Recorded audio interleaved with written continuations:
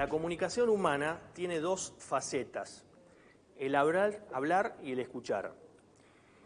Comúnmente pensamos que es más importante hablar que escuchar. Desde hace mucho tiempo aprendí que el escuchar forma parte de la comunicación. En los tiempos contemporáneos, mucha gente empieza a darse cuenta que escucha mal.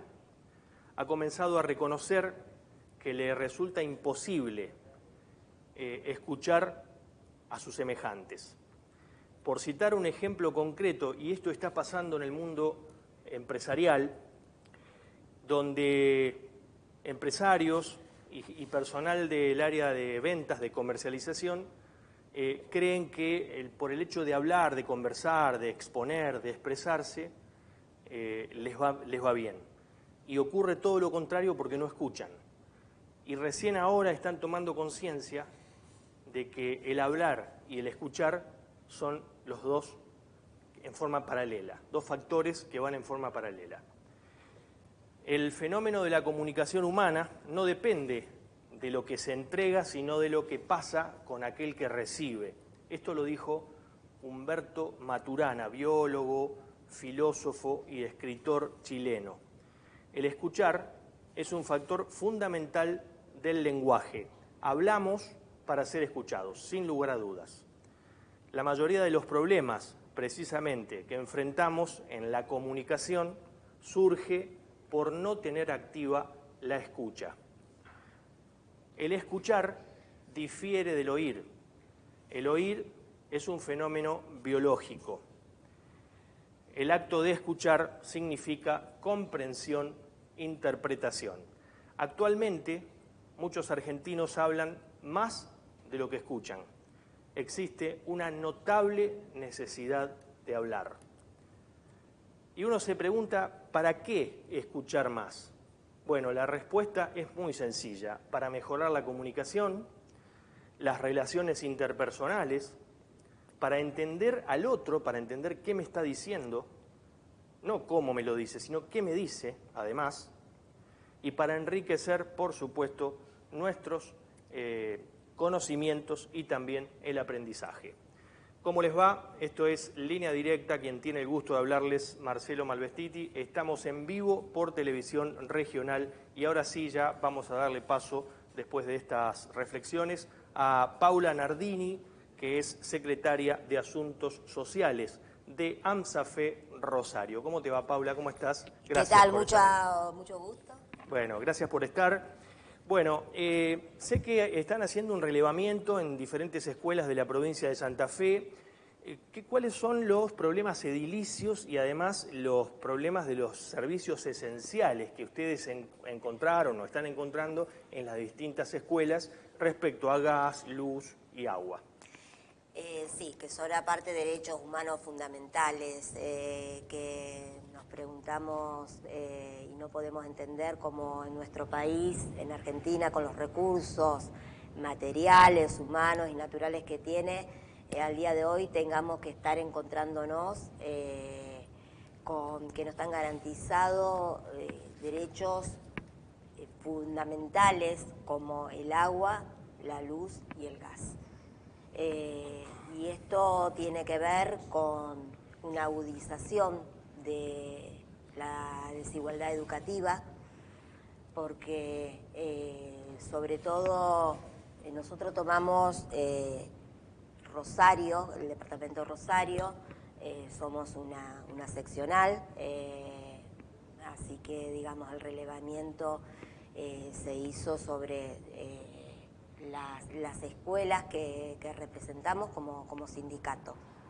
Somos un sindicato provincial, pero a nosotros nos compete la delegación Rosario. De un número de 137 escuelas, de 223 escuelas, en 137 no funciona el servicio de gas. De 223 escuelas relevadas. Relevadas en 137 no tienen problemas con el funcionamiento del servicio de gas. Ajá. Esto en marzo, cuando lo presentamos, a principios de marzo.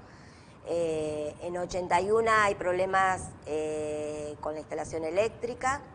En 71 no tienen, digamos, la provisión de agua no es la adecuada por la cantidad, digamos, no solamente de la cantidad, sino por la potabilidad también del agua. Muchas escuelas lo resuelven con cubas. Y en 81 escuelas también no tienen el baño en condiciones.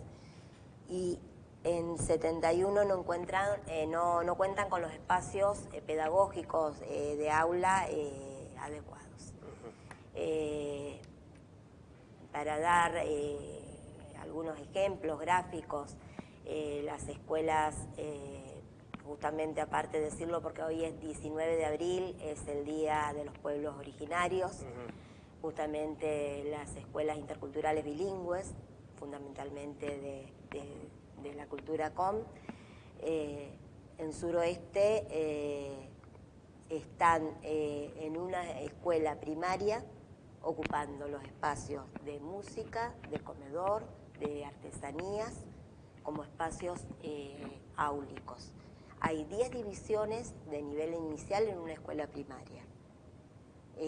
La zona suroeste necesita con urgencia la construcción de un jardín de un nivel inicial. Claro, más espacio, claro. Más espacio, y además de eso, nosotros sabemos, los que venimos trabajando en las escuelas, que el Estado, justamente en los sectores más vulnerables, es donde tiene que hacer la inversión fundamental, porque tiene que equilibrar justamente esta desigualdad social y educativa de alguna manera.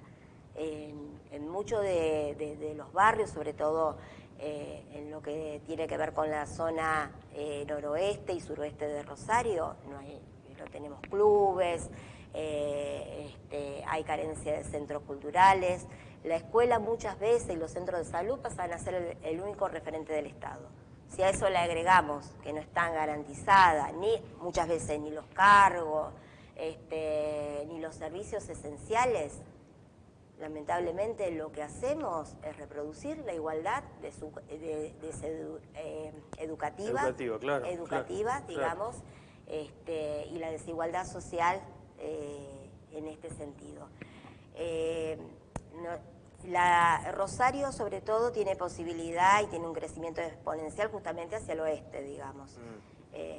Lamentablemente no crece a la par en lo que tiene que ver con sus servicios esenciales, ni de agua, ni de luz, ni de gas. Por eso el tema de los cortes de luz en esa zona, la falta de agua que muchas veces a la noche se puede utilizar, digamos, tienen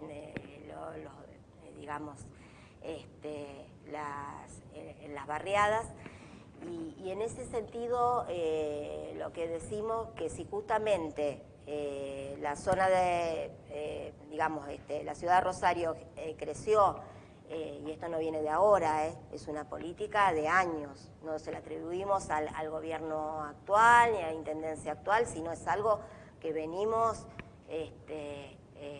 en bajada, digamos, desde la década del 90 seguro. ¿Y por qué razones no se ha dado todavía solución a esto, ¿no? Porque uno se pregunta, una pregunta a prima facie, ¿no? ¿Por qué razones ningún gobierno provincial o municipal ha dado respuestas, ¿no?, sobre algo tan importante como es la educación, ¿no? Porque siempre estamos apagando los incendios, porque no hay una política integral de inversión y no hay una política a mediano y largo plazo.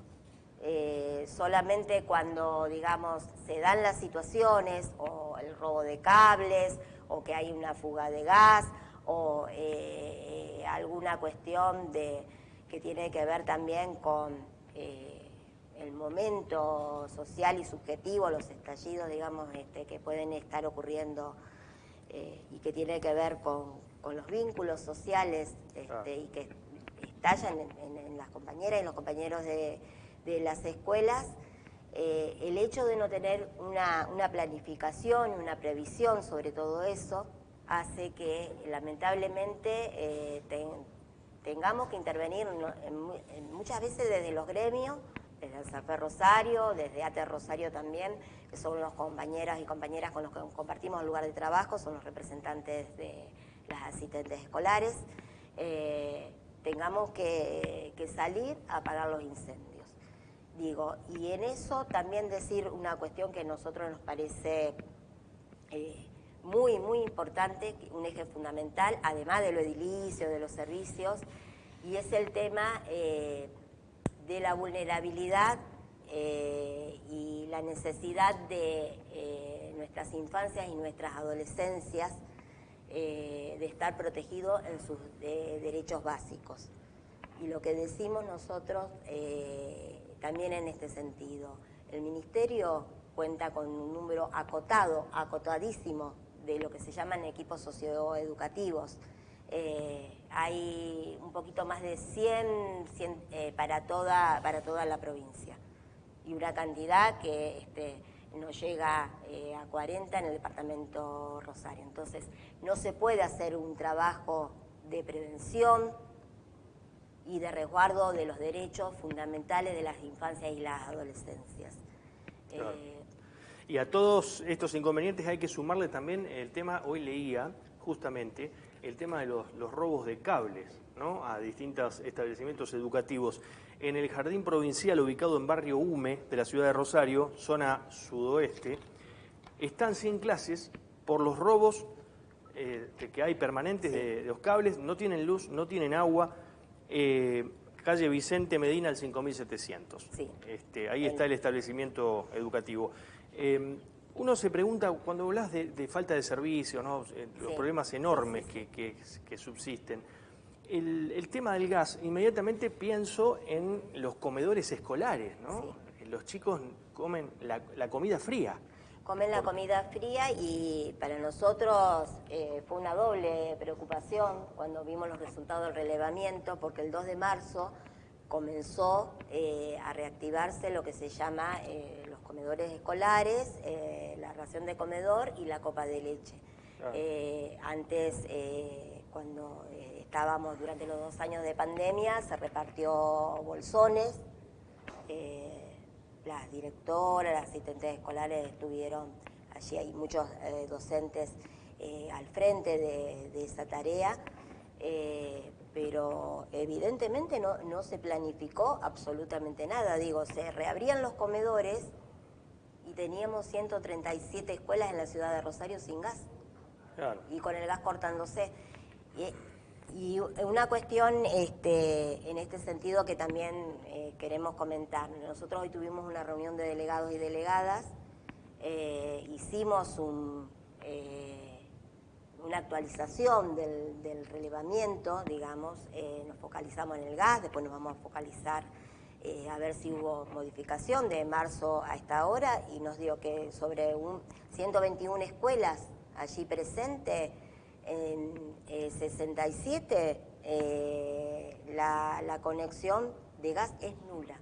Es nula, no hay gas en 67 escuelas. Exactamente, y lo están resolviendo en este momento, y en 25 es parcial, es decir, que una parte tiene, otra parte no. Claro. Lo están resolviendo con lo eléctrico, con instalaciones eléctricas, que no hay establecimiento que lo pueda resistir, porque, digamos, las líneas no están preparadas para una calefacción ni para cocinas eléctricas, o con tubos de gas. Y en esto lo que decimos para nosotras es un retroceso en lo que tiene que ver con justamente con una cuestión que no es menor. Hay un ejemplo que me contaban, tenemos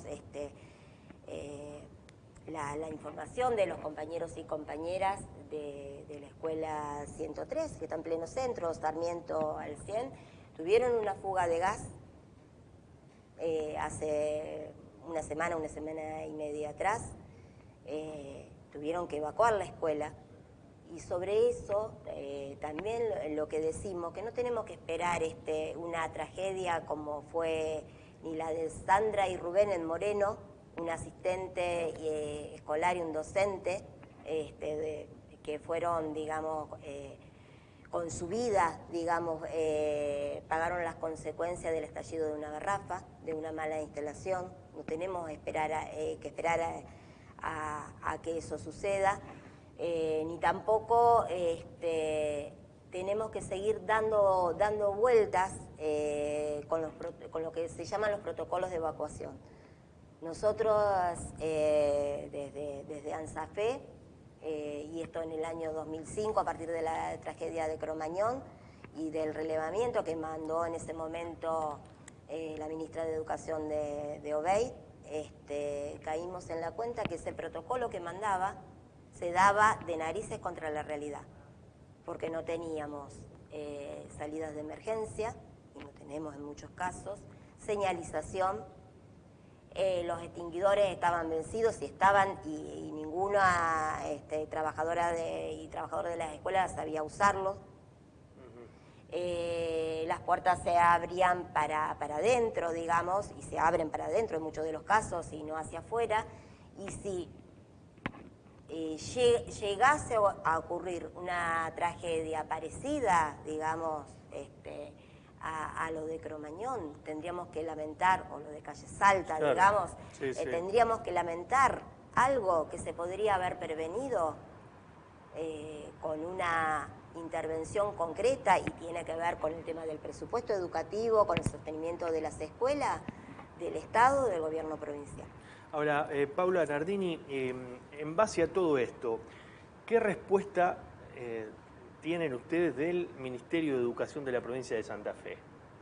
Justamente, las respuestas son esporádicas, parciales, salen a atender muchas veces cuando ya están las cuestiones estalladas, y lo que decimos, no hay una respuesta ni con este gobierno, ni con el gobierno anterior. Hicimos la denuncia, podemos hacer crítica en mayor o menor medida, pero en ese sentido no se lleva a cabo, por lo menos desde que nosotros estamos en la conducción de ANSAFE Rosario, una política donde podemos dar cuenta, una política estratégica en lo que tiene que ver con lo edilicio y con el tema de cómo se rodea a las escuelas. Las docentes y los docentes no podemos dar todo. Nosotros estamos, digamos, preparados para la tarea pedagógica. La tarea, digamos, de cuestiones que tienen que ver con cuestiones que detectamos en las escuelas, como justamente, ¿no? Las cuestiones de vulneración de derechos y todo eso, claro, la tienen que hacer otros profesionales preparados para eso. No somos tampoco arquitectas. Digo, los equipos directivos no estudiaron arquitectura, sino pedagogía, y no estudiaron también el tema de ser ecónomas, ver si le alcanza o no, si estiran o no la ración de comedor. Digo, eso hace que se desdibuje nuestro rol pedagógico, y que justamente en las zonas más vulnerables, donde más necesitan las niñas y los niños la proporción de todo lo que se pueda dar en materia educativa. Sí, la contención, digamos, el apoyo. No solamente la contención, nosotros en eso decimos, con toda la crítica que se le puede hacer a Sarmiento, en la década del 80 del siglo XIX había un proyecto de país, hubo una ley 1420, sí, que hizo que se propiciara la escuela pública, laica, gratuita. Iba el hijo del médico con el hijo del obrero. Digo, esa igualdad educativa y ese primer lugar que teníamos como país en Latinoamérica, y uno de los primeros en el mundo en educación, lamentablemente no podemos decir hoy que esté sucediendo. Bueno, te agradecemos muchísimo que hayas estado aquí en línea directa, muy amable. Gracias. Paula, Nardini, secretaria de Asuntos Sociales de ANSAFE Rosario, dio todo un panorama de cómo están hoy los establecimientos educativos de la provincia de Santa Fe. Deplorables. A veces pasa porque ponemos parches permanentemente a las cosas, o somos cortoplacistas en muchos aspectos, ¿no? No nos proyectamos, no miramos el futuro y vamos poniendo parches, y a corto plazo queremos solucionar algo que después tenemos serios inconvenientes. Vamos a hacer una pausa. Cuando nos volvamos a encontrar va a estar acá Mauricio Brizuela, secretario general del Sindicato de Obreros y Empleados Petroquímicos Unidos. Volvemos enseguida. Santería Ángel de la Guarda, gran variedad de saumerios, atrapasueños, lámparas de sal, fuentes de agua, mayorista y minorista. Enviamos a todo el país. Juan José Paso, 5582, Rosario. WhatsApp 341-360-5655. En Facebook, Santería Ángel de la Guarda. Concejalas y concejales visitan todas las escuelas, distribuyen materiales didácticos y dialogan con la comunidad educativa. El Consejo en tu escuela. Entre Pares es un espacio para acompañar a los niños con dificultades en el ámbito escolar. Intervienen profesionales de la psicopedagogía y fonoaudiología. Estamos en Salta, 2977, Rosario. Consultas al 341-325-0309 o al 341-329-2405. Estudio biomecánico de la marcha, podología deportiva, análisis del calzado, órtesis de siliconas, evaluación de riesgo de lesiones en pies diabéticos, podología de avanzada, Instagram y Facebook, Mónica Beatriz Mendoza, Catamarca, 2031, Rosario, podologiaarmstrong@gmail.com.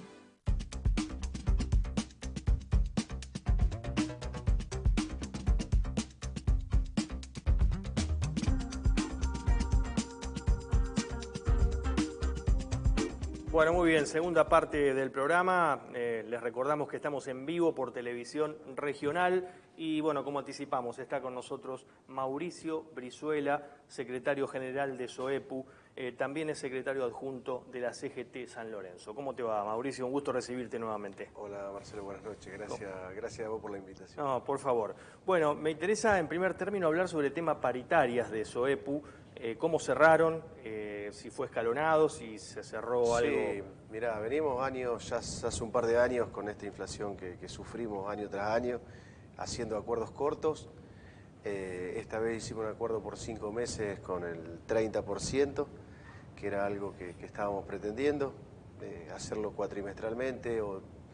Nosotros no llegamos cada 4, pero bueno, 5 meses lo deja con un 31% y nos deja bien posicionado por 7 meses por delante. Bueno, ya con una inflación que el mismo REN está planteando entre el 58% y algunos más pesimistas hablan del 62-63%. Esperemos que no, pero tuvimos una inflación histórica del 6.7 que realmente es preocupante. ¿Y cómo está viviendo el cordón industrial, bueno, todo el sector petroquímico, este proceso inflacionario que vive la Argentina? Mirá, justo lo hablábamos detrás de cámara. La verdad que el sector petroquímico vive una isla.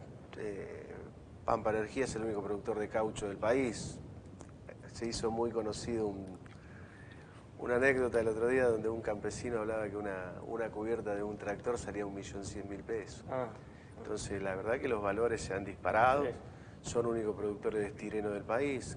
Dow, la empresa que quiso cerrar hace un par de meses atrás, única productor de poliuretano del país. Entonces, bueno, el sector está bien, pero bueno, no se puede ver reflejado ni en los trabajadores porque las paritarias alcanzan, pero el impuesto a la ganancia realmente hace estragos. Y bueno, como queremos ser parte de un proyecto de país industrial y no un sector que se salve, porque fehacientemente consideramos que solo no se salva nadie. Y hay una desindustrialización en Santa Fe y en el país que realmente es preocupante. Lo habíamos hablado la otra vez, el tema del biodiesel, que hace rato que se viene hablando en Santa Fe. Hoy hay faltante de gasoil, hay casi imposibilidades de importar, sabiendo que Santa Fe podría hacer ese corte o agrandar ese corte que en su momento lo tenía Néstor Kirchner con la ley, que se fue degradando a casi al 5 o 3%, y hoy hay faltante. Y hay una cantidad de empresas que trabajan 15 días y 15 días no. Así que la realidad es que queremos una provincia con industria y un país industrializado y sinceramente hoy no se ve un horizonte claro. Hablabas antes de Pampa Energía, es la única empresa que produce caucho y estireno. Sí. El estireno se usa en plásticos, ¿no? En plásticos. En plásticos, todo en plástico. Todo lo que es, hasta los vasitos de yogures, por llamarlo. Bien. Todo lo que es plástico. Aislación eléctrica, todo eso. Todo lo que es plástico, uno de los componentes principales es el estireno y somos es la única productora del país de estireno, no hay importación, han tenido que importar la misma empresa para tratar de abastecer el mercado y bueno, y el caucho estamos en la misma situación, pero bueno, vuelvo a repetir, es una isla dentro de las problemáticas que hay en la industria, está mejorando, pero bueno, me parece que hay que tener un norte claro y vuelvo a repetir lo que digo siempre, la refinería cerrada de YPF es un dolor para todos los que nos consideramos industriales. ¿Cuántos empleados cumplen actividades ahí en Pampa Energía? Y Pampa hoy dentro y fuera de convenio 780, 800 empleados a diario. ¿Han incorporado gente? Se incorporaron, el tema de la pandemia, bueno, hoy viene y gracias a Dios con este movimiento y este crecimiento de producciones se está hablando de poder estos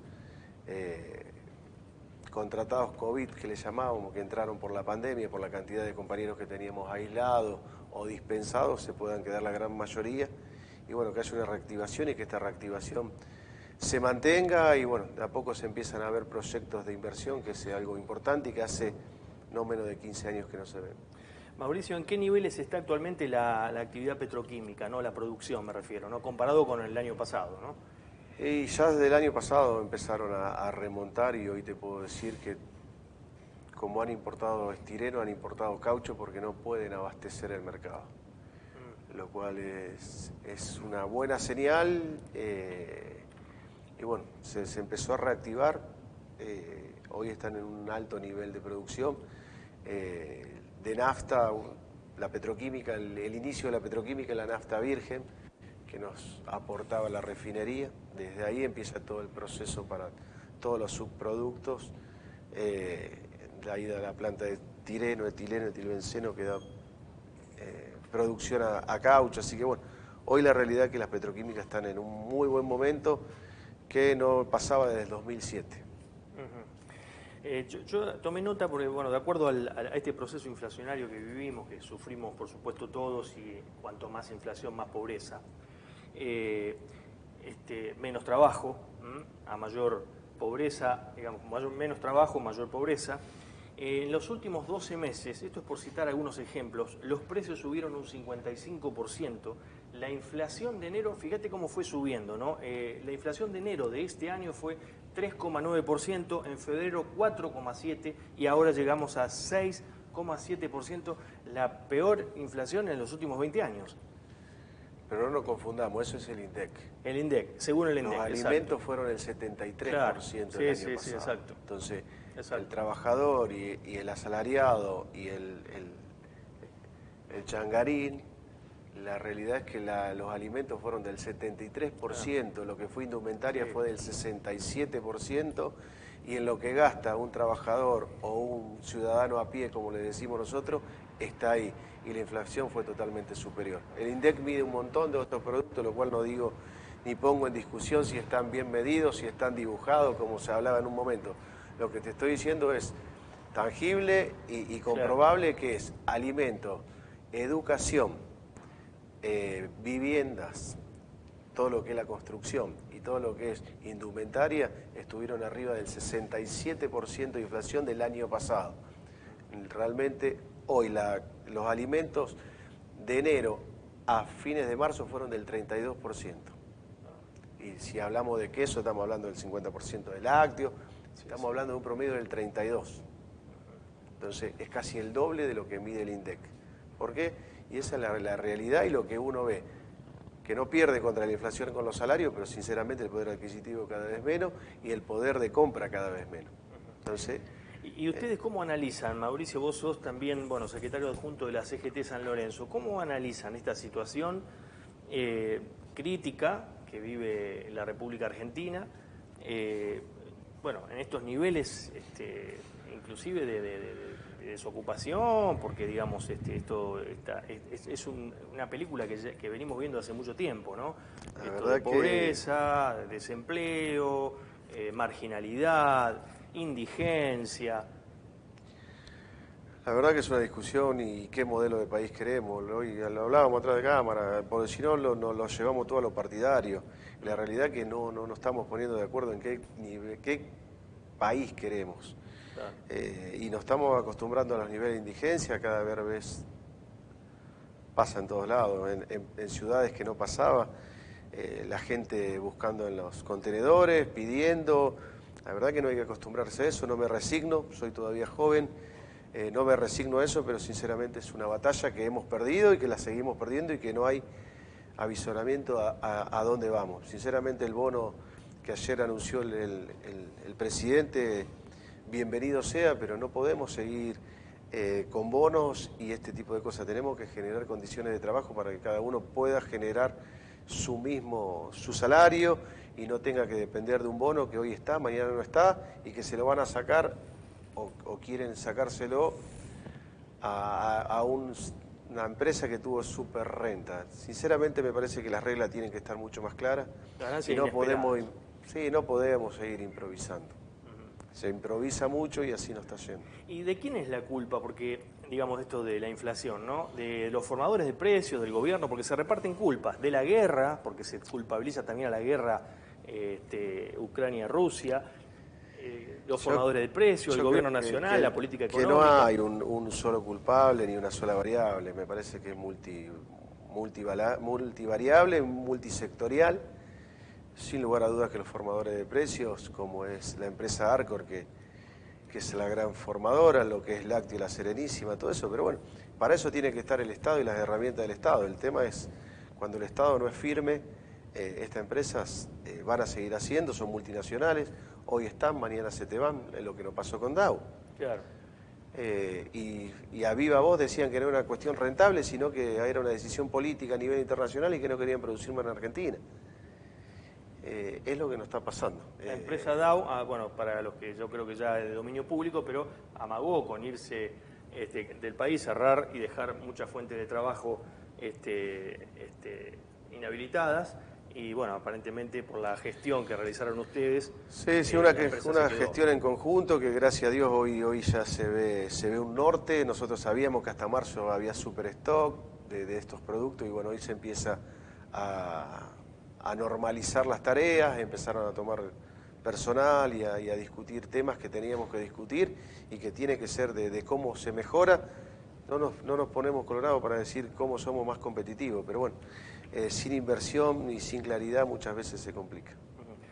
¿Cuáles son los productos petroquímicos que más se utilizan en la vida cotidiana?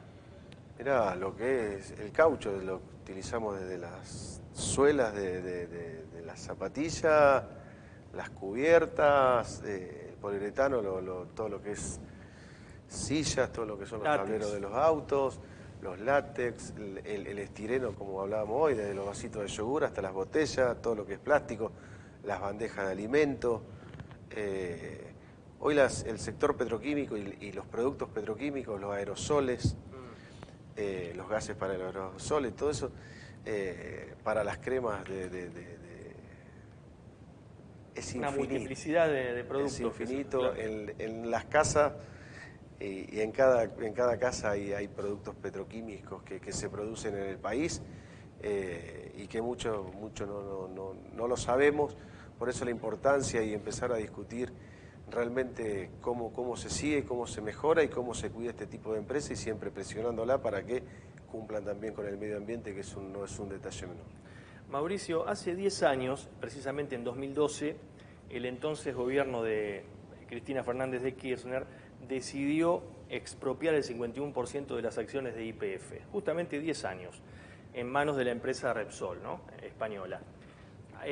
Referente a Vaca Muerta, actualmente Vaca Muerta, ¿es importante por haberse tomado esa determinación en ese momento? Sin lugar a dudas. Vaca Muerta, bueno, es una reserva, convengamos en esto, mundial de gas no convencional y la cuarta reserva de petróleo no convencional.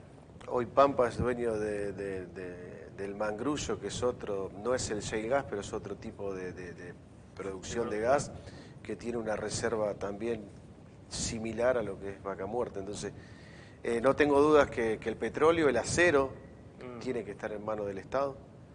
Hoy el acero no lo toca nadie, la minería tiene que estar en manos del Estado. Hablábamos 51, 49, 49, no importa, pero el Estado tiene que ser partícipe. Y bueno, también se perdió una gran oportunidad con Vicentín. Vicentín es una de las pocas que podíamos tener de la producción de grano y de la exportación de grano, y de lo que hoy se habla de la hidrovía, podíamos tener control de precios y de contrabando. Y bueno, es una batalla que no se dio como se tenía que dar y se perdió, y hoy hay una incertidumbre de casi 1.200 familias que no saben cómo van a seguir, una empresa que está trabajando a fazón y no hay una producción continua, y tarde o temprano se puede cortar. Es un tema que todavía no está resuelto, y bueno, me parece que hay muchas cosas por resolver, y hoy hablábamos también, Carlos del Frar es alguien que pregona, que trata de hablar, de posicionar el tema, y también de educar a un montón de que se desconoce, y muchas veces, y quedó en la retina de muchos, un fiaduna sin menospreciar a nadie, poniendo todos somos Vicentín. Claro. Eso habla de la manipulación de los medios y de la falta de conocimientos que tenemos, el daño que hizo esta empresa, la fuga que hizo de capitales y el endeudamiento que dejó con los bancos. Gracias por estar acá, muy amable. Gracias a vos, Marcelo. Mauricio Brizuela pasó también por línea directa, secretario general de SOEPU. Nosotros vamos a hacer una pausa. Cuando nos reencontremos va a estar acá el doctor Alejo Bersesi, médico oftalmólogo. Vamos a hablar sobre la sequedad ocular.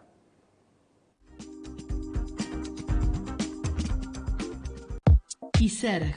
Somos 3 profesionales del área de la seguridad, la higiene y del medio ambiente, con más de 20 años de experiencia desarrollada en industrias químicas, petroquímicas, petroleras y cerealeras. Contactos 341-690-5081 o 341-602-0059. Doctora Daniela Montenegro, abogada, especializada en temas de familia, jubilaciones y sucesiones. Moreno 1427, Planta Alta, Rosario. 0341-156-245-578. Retina Rosario, clínica oftalmológica altamente especializada, profesionales de capacitación internacional y equipamiento de última generación. Retina Rosario, en Güemes, 2507, esquina Pueyrredón. Comuníquese al teléfono 435-6965 o por mail a contacto@retinarosario.com. Instituto Arcoiris, centro educativo terapéutico interdisciplinario, con servicio de integración escolar categorizado. Ciudades de Pérez, Arroyo Seco y Villa Constitución. Borsone 888 Pérez. Contáctanos al 341-495-0815 o al 341-636-7754.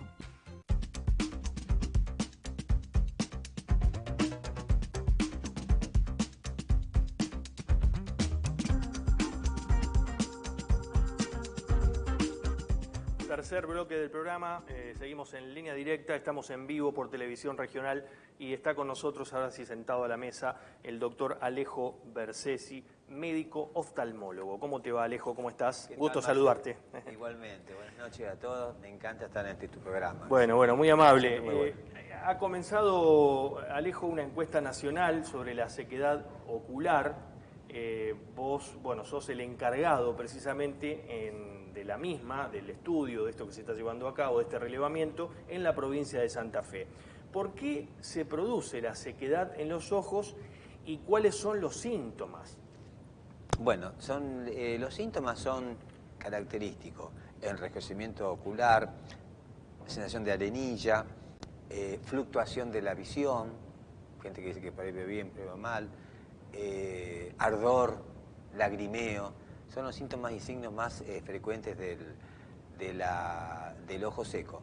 Pero hay distintos tipos de ojo seco, porque en general la gente piensa, tengo ojo seco, voy a la farmacia, deme una gotita, una lágrima, me la coloco y ya está. Es suero fisiológico, a veces recuerdan. Sí, también, sí, porque no tiene químico, no tiene conservantes. Es decir, moja, pero no lubrica. Lo importante es saber que hay dos tipos de ojo seco. Uno donde hay buena cantidad de lágrimas, pero es mala la calidad. Y otra donde es buena calidad y mala cantidad.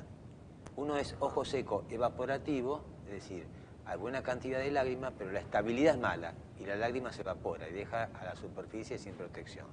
Y lo otro es un ojo seco deficiente porque la producción de lágrimas es deficiente, aunque de buena calidad. Entonces, una tiene un tratamiento y otra tiene otro tratamiento. Y también hay cuadros mixtos. La encuesta nacional sobre el reflejo rojo pupilar apunta primero a tener estadísticas propias argentinas de lo que pasa en nuestro país. Nosotros manejamos siempre con estadísticas extranjeras, pero qué sé yo lo que es en Finlandia, Noruega, Arabia. No podemos traspolar esas estadísticas, si no nos equivocamos. Si vos querés hacer un buen plan de prevención, una buena estrategia, tenés que saber bien los datos, claro, los datos de tu país, claro, de tu realidad. Exacto. Y a eso apunta. En Argentina, lamentablemente, en general, no tenemos buenas estadísticas en medicina. Entonces esto apunta a eso, a ver cuál es la prevalencia, es decir, cuál es la cantidad de nuevos casos de ojo seco, qué tipo de ojo seco se produce y otras variables asociadas. Por ejemplo, es distinto una persona que vive en Mendoza, que tiene un clima seco, a una persona que vive en Litoral, Entre Ríos, o en Rosario, una ciudad que en el campo. En Rosario, por ejemplo, con la contaminación ambiental de la industria, la quema de pastizales, hace que la realidad sea muy distinta a alguien que vive, por ejemplo, en Bariloche. Y doctor Bercés, ¿si eso se puede presentar, estas dos versiones, a cualquier edad? A cualquier edad. Sí, en general es después de los 40 años. Es decir, el organismo, las glándulas de secreción externa, las glándulas en general, después de los 40, 45 años, disminuyen la secreción. Es como la piel, que se vuelve menos húmeda. La piel, a medida que uno va envejeciendo, pierde esa tersura, es más seca. Bueno, la superficie ocular, la piel del ojo, es la superficie, la conjuntiva y el epitelio de la córnea, sería la piel del ojo. Esa superficie ocular está menos protegida porque hay menos producción de lágrimas, como dije antes, o hay buena producción, pero de mala calidad. Entonces, el ojo seco, y aparte, digamos, la modernidad. Es decir, el hombre primitivo a las 7 se quedaba en la cueva porque no tenía electricidad, tenía fuego, no tenía una lamparita para leer o para mirar algo. Es decir, dormía. El hombre actual, y vos sabés por tu actividad, está 15, 18 horas frente a una pantalla. El monitor, el celular, la tableta, la televisión. Es decir, hay una sobreexposición de la superficie ocular a la radiación, al calor. Y eso, a su vez, puede generar un tipo de ojo seco que es por el uso excesivo, abusivo de la pantalla. Claro. ¿Y qué hay de cierto de que hay que mirar cada 20 minutos eso es bueno, fuera de la pantalla? Eso es muy bueno. Es decir, 20, 20, 20. Si cada 20 minutos mirar, parpadear 20 veces, mirando 6 metros, de 6 metros hacia el infinito, digamos. Claro. Cada 20 minutos mirar para cualquier lado, menos la pantalla, salir un poco de... Exacto, levantarse un poquito, 20 parpadeos, 20 minutos y mirar hacia lo lejos. Esa es y leía que, digamos, si es cierto que al fijar la vista en las pantallas, se reduce el parpadeo en un 70%. Exacto, eso es muy claro. Eso también... Cuando uno lee un libro, o lee la pantalla, trata de leer la mayor tiempo posible, de tener la lectura. Y eso mantiene informa, digamos, refleja, porque el parpadeo es reflejo, no es voluntario, es reflejo. Yo puedo parpadear en forma voluntaria, pero uno no piensa, tengo que parpadear, es reflejo.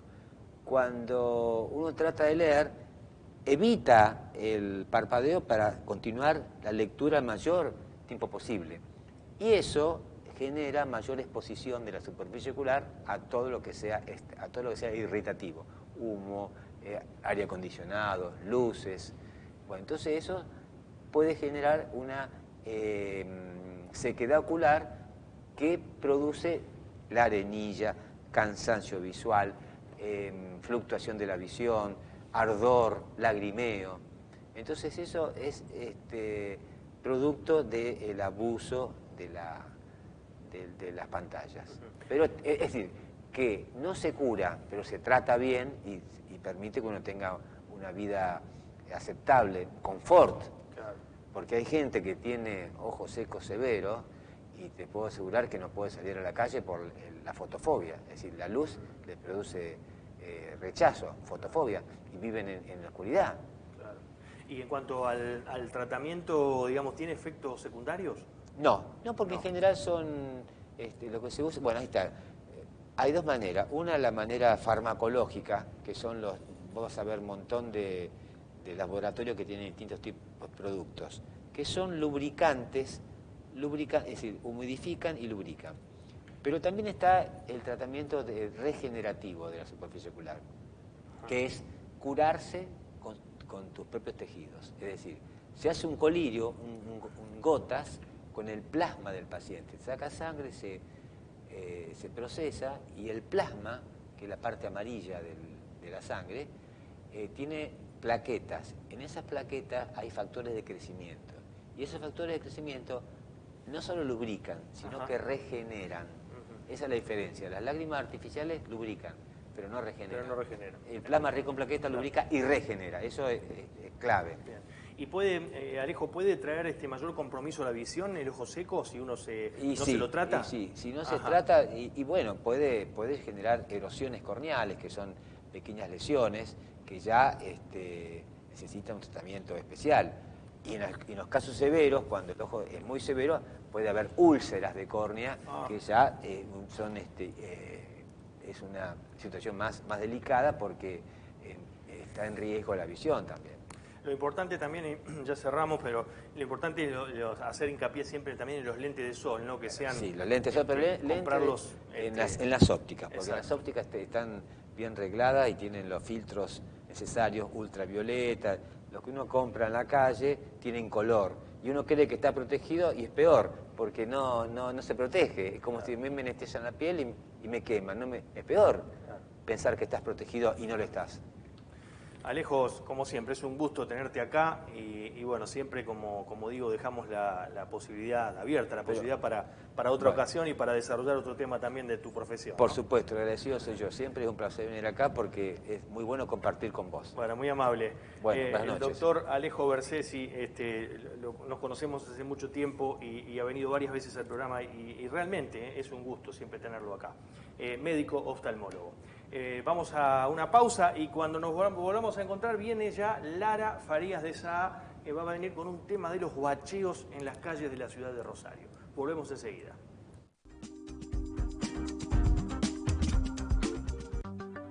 Ampiaba, desde 2012, al servicio de la familia aceitera y de toda la comunidad, sustentando los valores de solidaridad, cooperación, ayuda mutua y reciprocidad.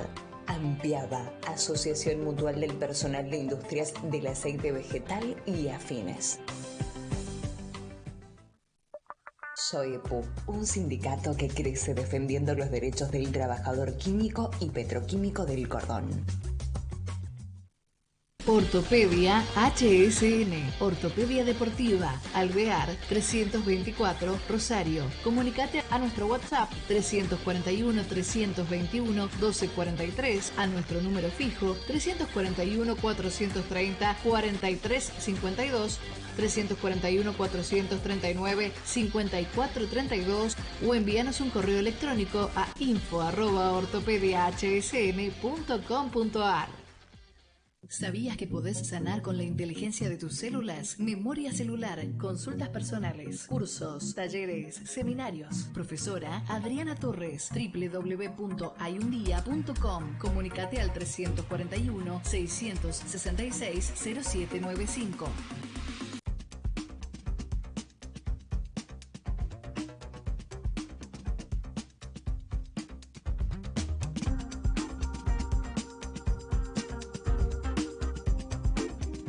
Bueno, muy bien. ya sobre el cierre del programa, el último bloque. ¿Cómo te va, Lara? ¿Cómo Todo estás? bien, Marcelo. Lara Suerte. Farías de Saa, periodista, siempre tiene su columna en el último tramo del programa. Exacto. Hoy vamos a hablar del, bueno, como dijiste, del mal estado de las calles en Rosario y obviamente la queja de los automovilistas y de vecinos también que han tenido sus quejas. El año pasado la municipalidad lanzó plan de obras de bacheo y la reconstrucción de muchas calles y 4.000 cuadras de la ciudad de Rosario, pero sin embargo los autos siguen sufriendo fuertes golpes por los pozos que hay en la ciudad que provocan daños, tanto en el llanteo como daños en el tren delantero. Las quejas del automovilista fueron a través de las redes sociales, donde exponen su problemática, lo etiquetan al intendente Pablo Haskin para visualizar su problemática. Desde Twitter, una mujer contó que iba por el Parque Alén a 50 km por hora, que ahora se ha bajado para respetar a los ciclistas, y agarró un pozo, ella misma lo comentó en el Twitter, y rompió llanta y neumáticos. Entonces se preguntó a quién le pasaba la factura, digamos, claro, de este arreglo, ya que ella pagó sus impuestos. Entonces, a raíz de este tuit se fueron sumando diferentes, obviamente, quejas en diferentes partes de la ciudad, y una señora comentó que la ciudad está llena de pozos y cada vez que pasan los años se van agrandando. Y, bueno, comentó, por ejemplo, en Provincias Unidas y Santa Fe, en Pasaje Travella y Derqui, y remarcó también que hay que salir con suerte y salud para transitar la ciudad de Rosario. Y además comentó que en la calle Maipú, el 700, hay un pozo muy grande que es imposible de esquivarlo.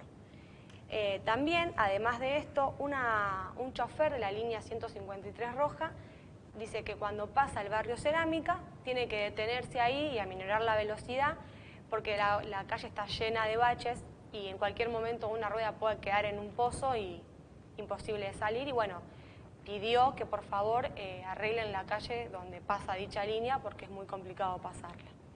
Además, también aseguran en la zona sur de Rosario que el tramo que va por Uriburu, desde Grandoli hasta Ovidios Lagos, está el asfalto totalmente en mal estado.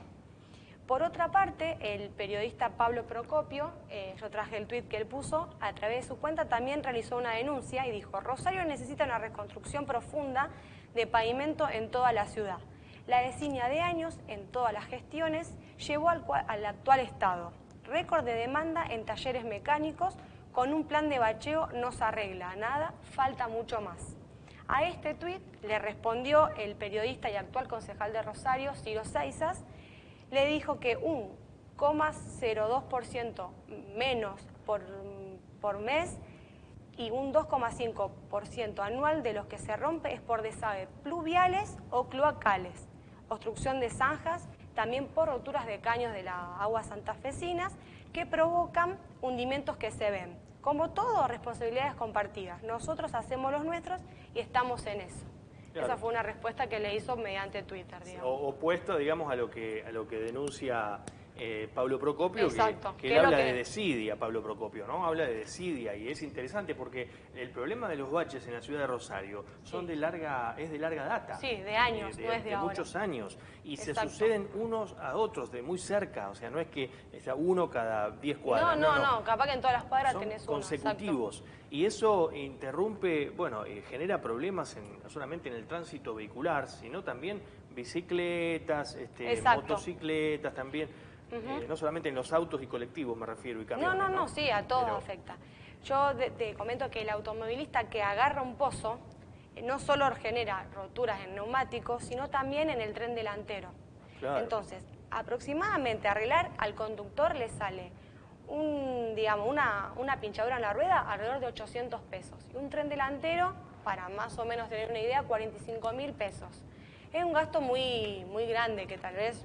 ¿Quién se lo avala, claro, el gasto? Claro. Esa también es la pregunta porque es con mucha razón. Seguro. Porque tal vez agarras un pozo porque no sabes que está y quién se hace cargo, digamos. Por supuesto. Vos sabés que en diciembre pasado, esto es anecdótico, ¿no? Los vecinos rosarinos utilizaban los pozos de enormes dimensiones como piletas de natación. Exacto. Es increíble, se había roto un caño maestro en ese momento y los pozos se llenaban de agua. La gente hasta sombrilla ponía. Claro. Aunque parezca irrisorio...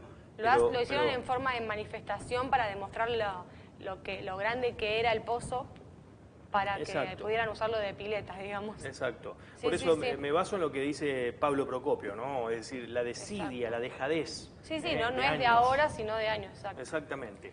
Bueno, También nosotros... lo que quería remarcar, Sí. discúlpame, era que no solo afecta a los vehículos, como vos dijiste, sino que también genera accidentes por no estar señalizados los arreglos. En el barrio Empalme Granero, en Juan B. Justo al 6900, un vehículo se cayó dentro de un pozo que hacía 5 meses que estaba en arreglo teóricamente, pero jamás estaba señalizado.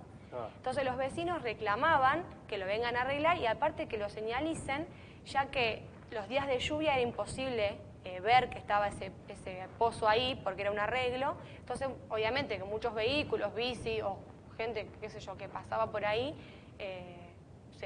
no veía que estaba el pozo. Entonces, los vecinos exigían que lo arreglen porque hacía 5 meses que estaba así y nunca lo habían arreglado y había muchos accidentes de vehículos. Fíjate que pasan los años, pasa el tiempo y siempre los problemas son recurrentes. Siempre son los mismos problemas. Cuando hablamos de colectivos, falla la frecuencia. Cuando hablamos de las arterias de la ciudad, baches, grietas... Sí, porque está no solamente focalizado en los barrios más alejados, sino en el centro, en macrocentro, en toda la ciudad. No solamente en los barrios que tal vez no saben, sino que y también obviamente no solo en la calle, sino en la vereda a veces pasa que hacen algún pozo para hacer algún arreglo, ya sea de pasar la luz o algún caño que pase por ahí, y a veces pasan meses que no lo arreglan. Seguro. Bueno, Lara, tenemos que cerrar. Dale. Lamentablemente se nos fue el programa. Antes de cerrar, como siempre, voy a agradecer a Lluvias de Estrella OC, a Ivana, dejo su WhatsApp, es 3412-5253-33. Ahí la pueden consultar para acercarse a su showroom, contactar un día y un horario. Y bueno, como siempre, muy amable, tiene ropa espectacular para todos los talles y gustos. La contactan a ella y bueno, nos veremos la próxima semana. Ivana no vende indumentaria masculina, ¿no? No, solo femenina. Qué lástima. Le vamos a decir que sume ropa porque masculina. es tan buena la indumentaria femenina que me quería acercar. Pero bueno, para tu mujer en todo caso. Sí, exactamente. Bueno, nos vamos, Lara, gracias. No, a vos. Por la amabilidad de habernos acompañado, muchas gracias. Nos vamos a reencontrar la próxima semana aquí en Línea Directa por Televisión Regional en vivo.